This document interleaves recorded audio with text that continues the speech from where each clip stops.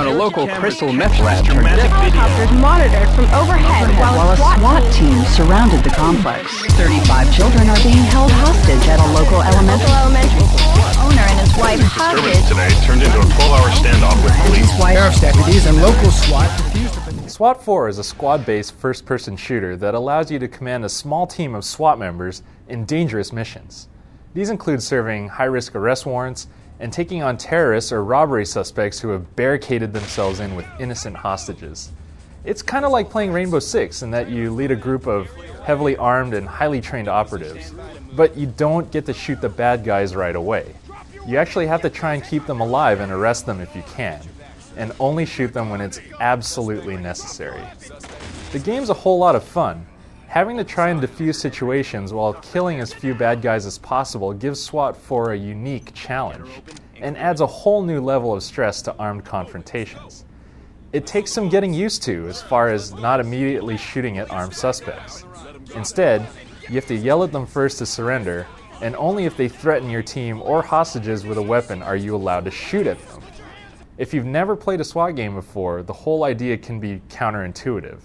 But once you get used to it, finishing a mission in the game is extremely rewarding.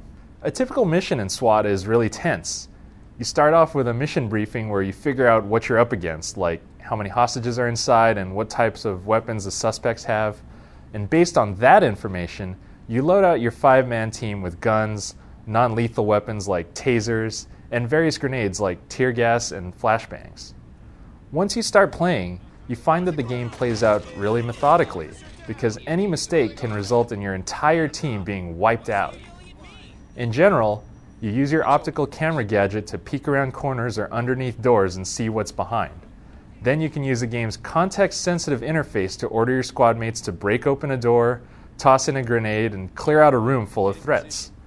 When you do make contact with suspects, there are a few moments of really tense standoff, as you try and figure out if they're going to surrender or if you need to shoot them.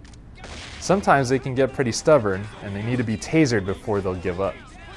It's these standoffs, and the moments leading up to them, that are the most memorable parts of SWat4. The best part of SWat4 is its replayability. Every time you load up a mission, the suspects and hostages spawn in different places, so you're never too sure about where you're going to run into resistance. So even after you've beaten the campaign, it's still really fun to try and replay everything and beat your best mission scores. You can also create your own missions and play any of the campaign levels or your created missions cooperatively with friends online or on a LAN, and that's arguably the best aspect of SWat4. The game looks and sounds great for the most part. The character models of your team are really detailed, and you can even count how many grenades each of your squad mates has left. They also animate nicely on scripted sequences, like when they do a silent countdown before blowing open doors with explosives. The sound effects in the game are also really sharp, and there's a lot of yelling being done during confrontations, which adds to the overall feel of chaos. If you like tactical games like Counter-Strike or Rainbow Six, and you're looking for something a little bit different, you're probably going to like SWat4. It's paced a little differently from most games, but its uniqueness is one of its main strengths. There's just no other game out there that rewards you for keeping the bad guys alive. If that kind of a challenge sounds interesting to you, you should definitely check out SWat4.